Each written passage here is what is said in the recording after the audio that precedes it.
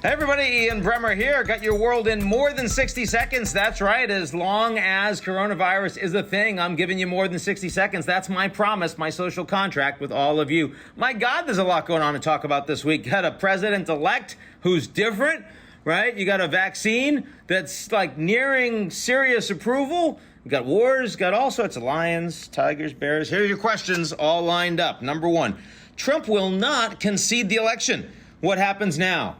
Well, it's very different from impeachment, right? When impeachment happened, all the Republicans opposed it. I mean, Mitt Romney get one conviction, but otherwise it was party line. And the social media, Fox News, OANN, all these guys, everyone said, innocent.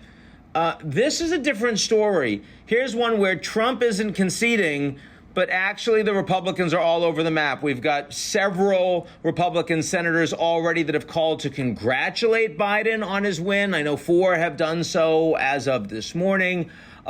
We see that a lot of Trump supporters are saying we definitely should go through all of every legal means to contest. But ultimately, if they fail, and by the way, they're going to fail, then that means that Biden will be the victor. And I've even seen Lindsey Graham say that. Ted Cruz almost said that.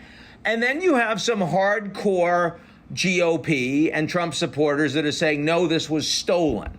And so far, Trump has been saying that publicly. I saw Secretary of State Pompeo just came out with a statement, and it was, there will be a smooth transition to a second Trump administration. Now, what's Pompeo doing? Is this a coup? No. Pompeo understands that Trump is still going to be powerful. And you've got other people that want to run for president in 2024 that are being much more cautious, aren't supporting Trump as much, like Nikki Haley, for example. And then you've got Pompeo, who's Secretary of State, and he's saying, I'm right there with you, Mr. Trump. And so when Mr. Trump becomes a kingmaker for the party in 2024, who do you think he's going to be closer to? I mean, it's a very cynical move, but if you're Mike Pompeo, it's the move you've got. That's what you're doing. That does not mean that, you actually have a whole phalanx of the Republican Party that's planning to burn it all in flames. Now, the real question is, what's Trump going to do?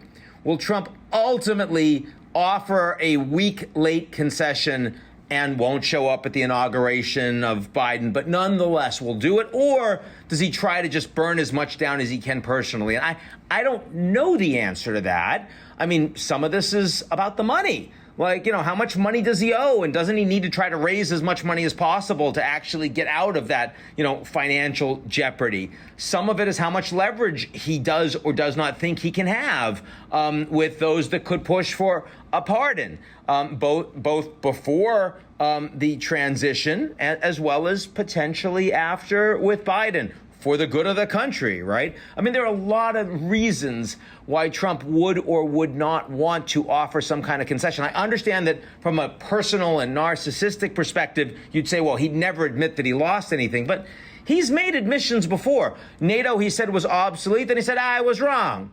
He moved on, I mean, his ego allows him to be right about everything, even when he admits he's wrong about something. That's one of the helpful things from the Trump mental and emotional perspective. Even on Obama birtherism, he gave that big press conference at the Trump International Hotel, the big reveal. It was an infomercial, but he gave one sentence saying, oh, and by the way, Obama was really born in the U.S. He didn't say he was wrong, just while the facts came out. He could do that with the presidency if he wants to. He'll still drive the libs nuts, right? I mean, that's not an issue for Trump. I mean, they all still hate him. He's still going to have that fight. It's not like he's going to give up on anything. So I think that would be interesting if that's the way it goes. Okay, with Pfizer and BioNTech announcing a 90% effective COVID vaccine, what happens next? Well, look, first of all, it's a press release. I'd be more comfortable if we had the data as well.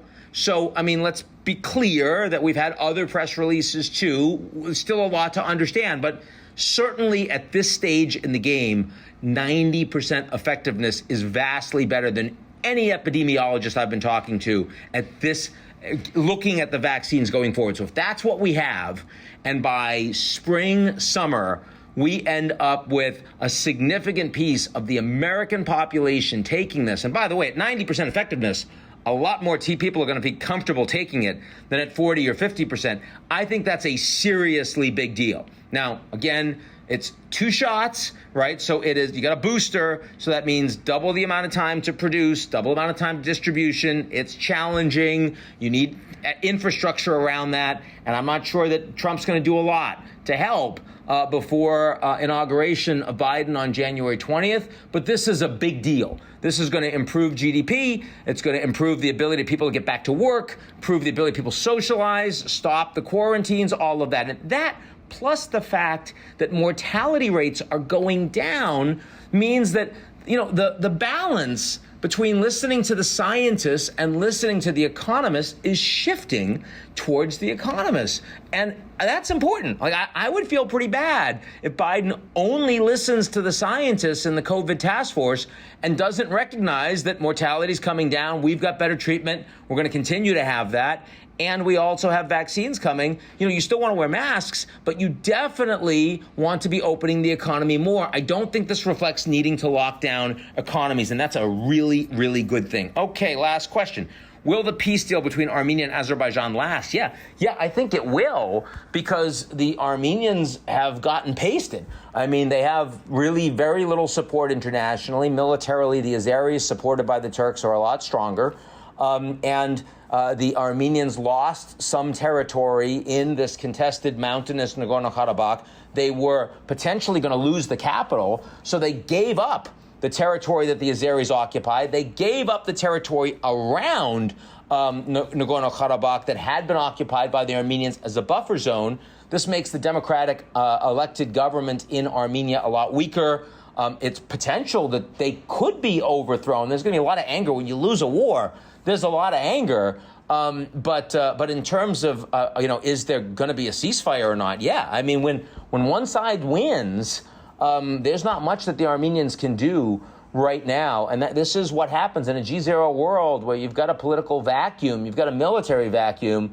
The aggressor gets to do a lot, and the Turks and the Azeris decided that the status quo, which had worked very well for decades for an Armenia that had a lot of political friends but not many military advantages, they didn't like that status quo. So holding on to the status quo was not a viable strategy. And again, they kind of just got pasted. So that is where we are.